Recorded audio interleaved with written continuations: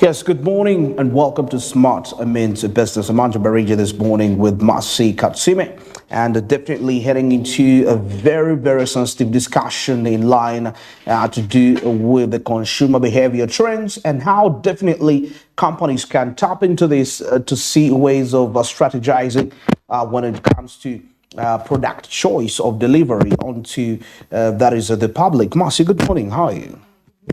Good morning, everyone that has tuned into Smart Men's Business. Yeah, today is the second day of the week.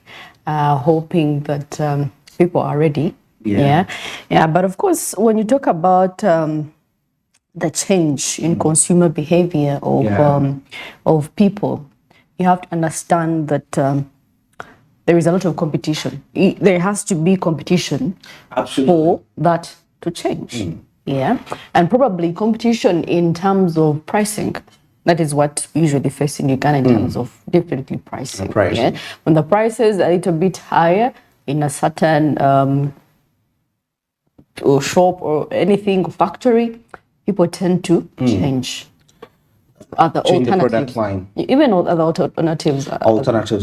Yeah, actually, that brings me to the aspect of, when we're looking at this, we perceive it in three perspectives. That is in line with acquisition, first of all, how consumers really find it to acquire your product. Then after they acquire it, there is the consumption bit, and then from the consumption, they have to dispose it. And so it's in line with acquisition, consumption, and disposition. So all those three perspectives. So as a business owner, as a company that manufactures, because, I also come to realize the rate at which your products are disposed of determines their market value. Do people dispose of your products through dumping them in the dustbin, or they dispose them off by giving them out to friends? I've seen people that buy brands, and I mean a certain brand, and it's like, despite the fact that it's old, they cannot throw it away. They would rather keep it. So I think that in a way adds spreads value in that way, and something which I still feel that companies should put into that consideration: the disposition rate. How is it easy for consumers to dispose of that product? That is, if they have used it for quite a long, for quite a while. You see, all that it depicts its strength, and also the fact that there are many products today in Uganda, for instance, and they seem similar. In terms of what they can deliver.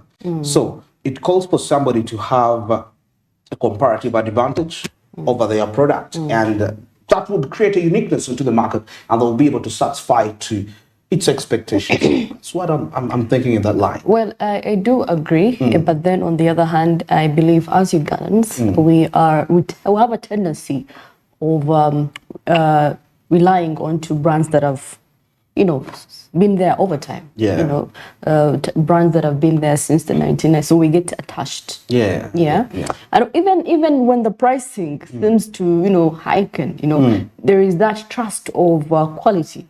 The trust of quality. The trust of quality. You believe their quality, however much the prices increase, the quality is on. And another thing is now there is a lot of duplication. Duplication. Of products. That is true. Because there is alternatives.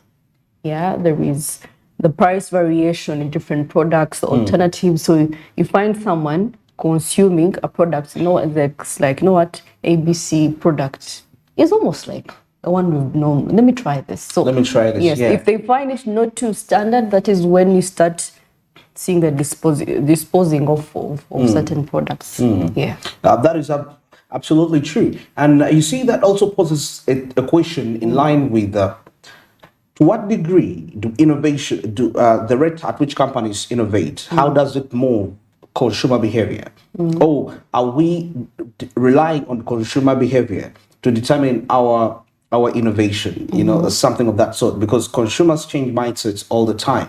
And after the COVID-19 pandemic, there was quite a lot of disruptions, when it comes to trade that were created, by the various innovators.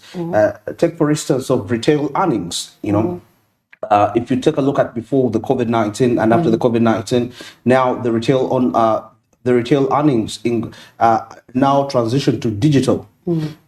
Because I mean, customers in this world consider one thing: the aspect of convenience and the hassle-free when it comes to transaction and how easy can they access your product. So once I get to understand that as a company, then I should act accordingly in relation to what they expect.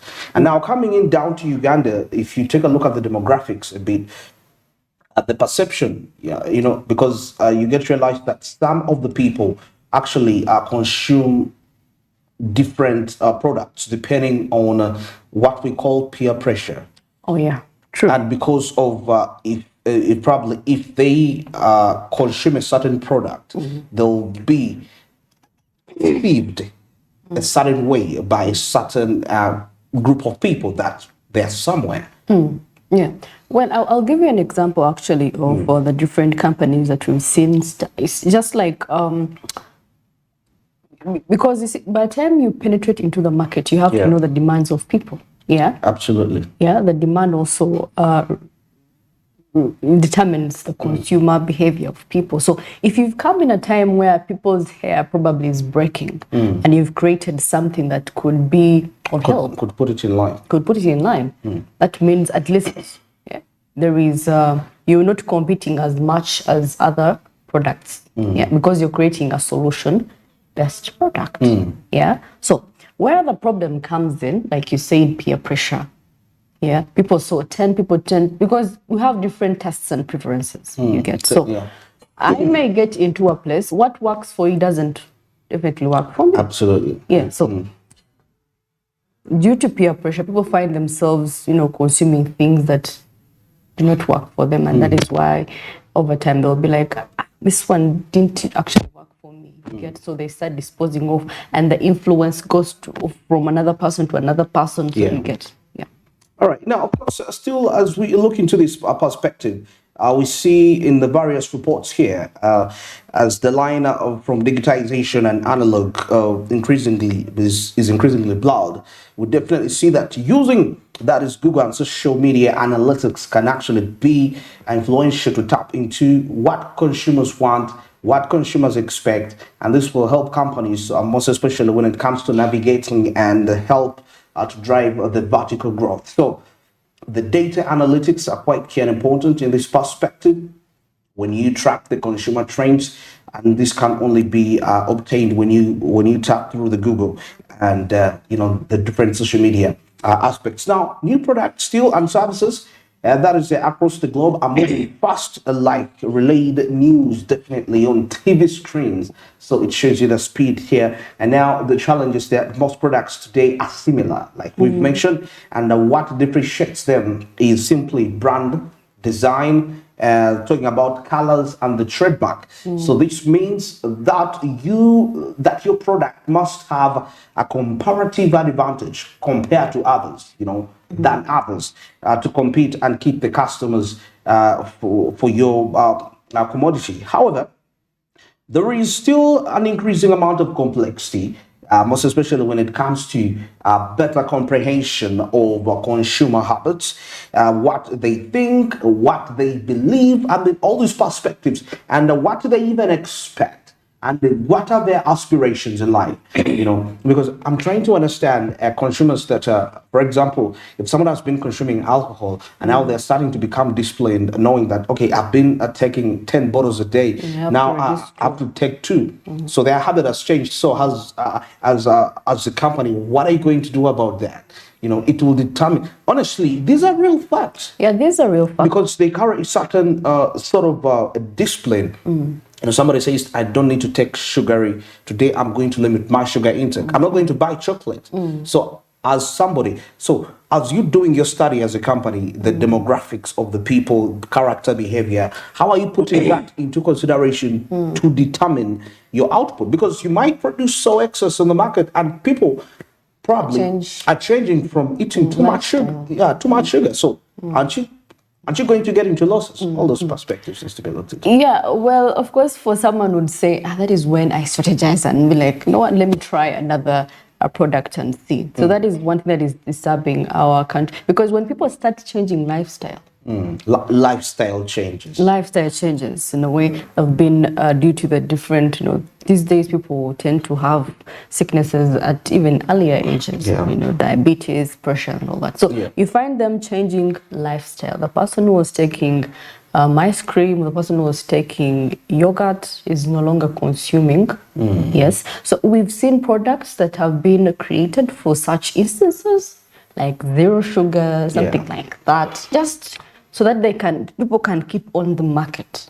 Yeah. However, as you lose out, you're contributing to the economy. If you've decided to take low sugar, there are all the other alternatives.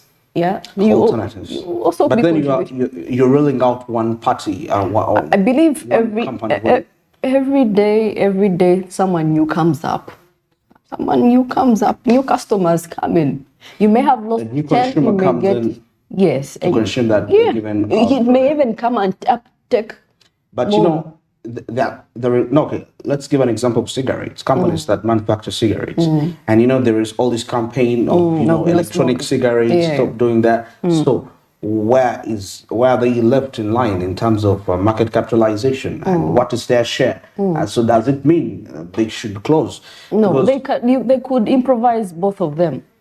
There's also that alternative. So the company improvises both. Yes. So in case you need an electric one, in case you need when you invent the electronic cigarette and you've been manufacturing these normal cigarettes, you're literally indirectly promoting the first inventor of this.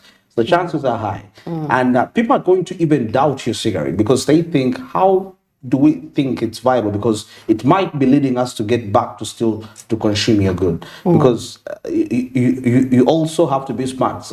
There is this model where you buy, as a company, you have this product you put out there, but it's also attracting consumers to also fall in love with your original product. So it's more like, it's not a substitute, but it's a complement, all that. Anyway, so many more discussions related to this are going to be coming up shortly. Yeah, but well, for now, let's take a look at what's making headlines into the press.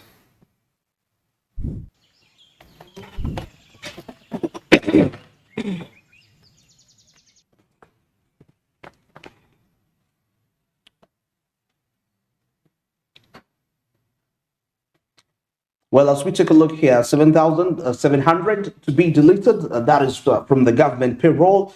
And of course, seeing here, Ndiga clan murder, the 5 suspects who have been charged. And of course, seeing here, the NRM register updates start tomorrow. Yes, it's all here. And Dokolo by-elections nominations are definitely kicking off in that line. Now, still in line with the 7,700 who have been deleted off the government payroll, a further 24,000 civil servants were told to update their records in that line. Well, of course, the former Electoral Commission chairperson, that is Bandru Chigodu, who oversaw general elections 3 times in a row in his 14-year tenure at the body, he shares his new book, Stepping into the Unknown. Well, from being an engineer to being head of the electoral, he was leading the Electoral Commission chairperson those days. Yes. So if you want to know his life journey into this, you could probably get a copy of that. As we see Equity Bank investigates multi-billion loan fraud. There is still a lot of fraud that is happening in Uganda, and of course still the ongoing cases of the Ndiga clan leader. And I'm seeing opposition members of parliament demand among to recall House Overgraft. Well, there's been a lot that is happening in the parliament of Uganda, and I don't know if it's going to shift. Those inconveniences really at some point. When important things are to be discussed, they take longer. That is true. Now, of course, First Lady calls for concerted effort to end mental health stigma. Okay. That's too much segregation. It should be ended. If somebody has mental health, they are humans just like any other person. So they are liable for attention. I mean, they need the attention. Now, of course, taking a look at Muyenga residents' American farm battle over a telecom mast. Of course, what is the issue here? When you get yourself a copy, you will definitely get to find out what really this entailed for that case. Now, of course, there is still more details here about the man who murdered the man on the run of the Ndiga clan leader's murder. There is quite a huge discussion here about him. And of course, they're asking, who is Tabula Luja? That's his name. And of course, was the Ndiga clan leader's murder a revenge script? That is another question that is asked in there. Was it a revenge? Was somebody revenging on this gentleman? It could be. Usually disputes in such. And actually, most of them are personal related. Very. You know, most atrocities that we see, most attacks on different prominent corporations, CEOs, and so many. It may not be entirely this. They have a personal touch. Why people do really get to execute these people in line with that. Well, of course, officials working for the UN in Kampala said that they have nothing to do with an outfit that is going around claiming it plans to invest $5 billion. That is approximately to 19.4 trillion in projects related to the world's body Sustainable Development Goals in Uganda, SDGs, as UN distances itself from a group peddling fancy deal to Uganda. Yeah. And now, of course, seeing here, ex-minister Banyanzaki, businesswoman Sarah Chizito in Luzira Land Road here. So get to find out a copy as you grab yourself of the new vision. And now, of course, missing DPC replaced and is yet to face attempted murder and rape charges in line with that. And now, of course, taking a look here at the FDC Katonga faction, which is to consult members over the new party. All right, now they use, actually here they're telling people, the Ugandans, that you can actually use culture to promote unity, tourism in Africa. This is according to the Toro Prime Minister in line with that. So you find out further what he has to say in line with that. And now, of course, taking a look here at the State House, arresting private security guards. That is overseeing their house eviction. Yes, grab yourself a copy and you will be able to find out the details regarding that matter. Well, of course, as we head into the seasons where we have interchanging seasons, Uganda risks losing 12 trillion shillings in natural disasters. In natural disasters. As you can see, the Auditor General noted that the study further predicted that the frequency of extreme events was likely to double every 25 years and could result in damages of $938 million. That is approximately to 3.6 trillion to 3.2 billion. That is 12 trillion by 2050 if no action is taken to avert or help in adaptation. We've been having interchanging seasons. Yeah, today it's shining, the next day it's raining heavily. Yeah. So there are a lot of damages. So we don't know now. If I'm a farmer, I wouldn't know which season is which. Yeah, I could be planning to harvest and it's raining.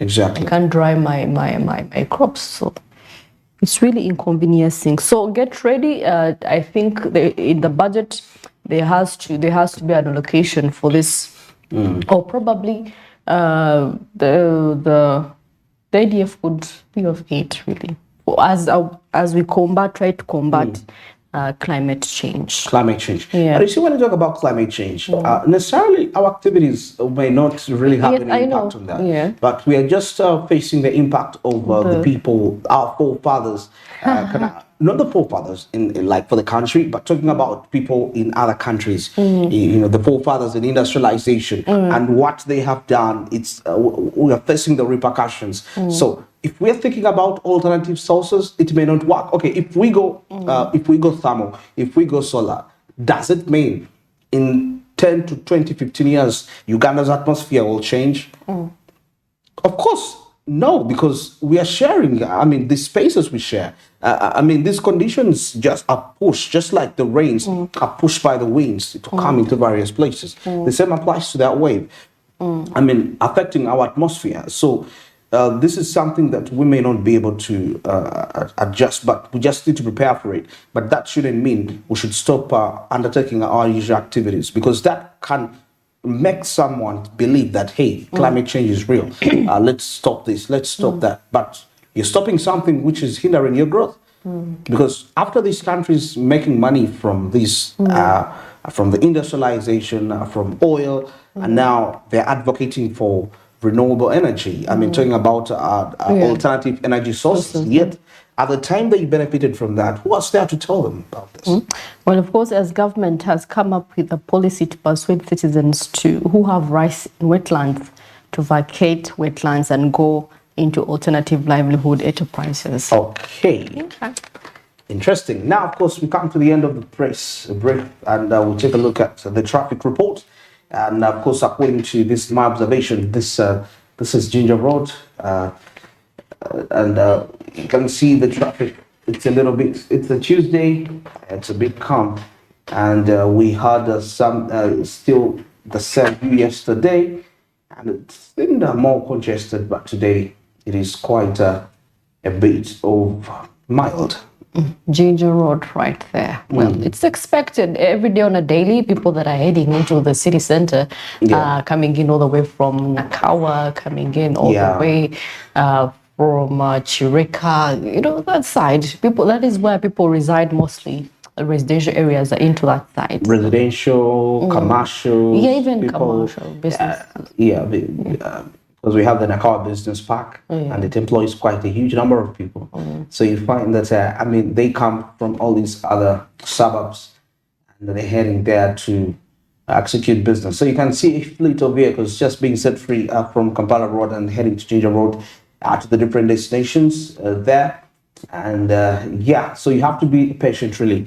We're talking about, 7 to 10 minutes patience, and most especially for those that are coming in from Ginger Road and they're heading to Kampala Road. And there is that connection normally towards the Airtel roundabout, where you see vehicles coming in from Port Bell Road, collide with those vehicles that are coming in from Ginger Road, and they're crossing over there. And so that whole line really causes delay the delay is quite unavoidable. Unlike that, if you be a traffic official on that lane, then you have to be very calculative when it comes to, the time period you said you put up vehicles to go to other destinations. And of course, school children, definitely students, pupils crossing here and there, and also, of course, have a role they're playing into the jam. See a number of vehicles actually coming in. Now, you see at the Lugogo bypass, where former Shoprite was, there is also another set of traffic lights that were put there, away from the Nakawa side. So you find that if it's always congested, in other words. So you're coming all the way from Chireka, you come to Nakawa, opposite the market, you're going to be held in delay. Then from there you go to the Lugogo traffic lights, you're still held. Then after you're set free, you come and collide with the vehicles around Port Bell Road.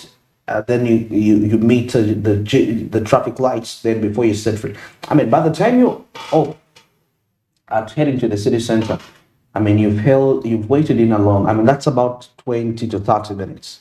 So if you're coming in from those areas, so you need to be considerate in line with that, and that should affect your decision when it comes to what time do you leave home to report to work.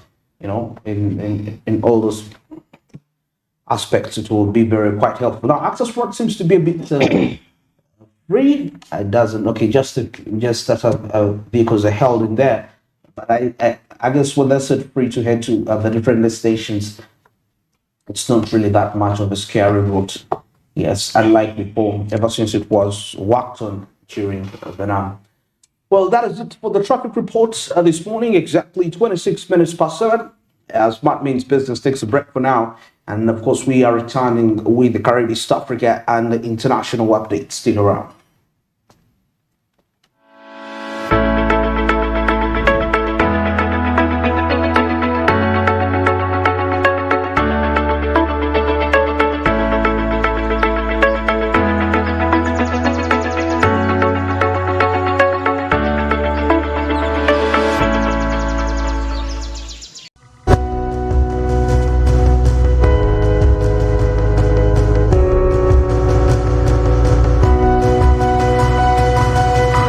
Smart 24, driving business. Luxury redefined at Seasand Hotel as you indulge in the splendor of elegant living fit for the royalty that you are. Step into comfort, pampering and blissful customer-centric service as you select from our range of comfy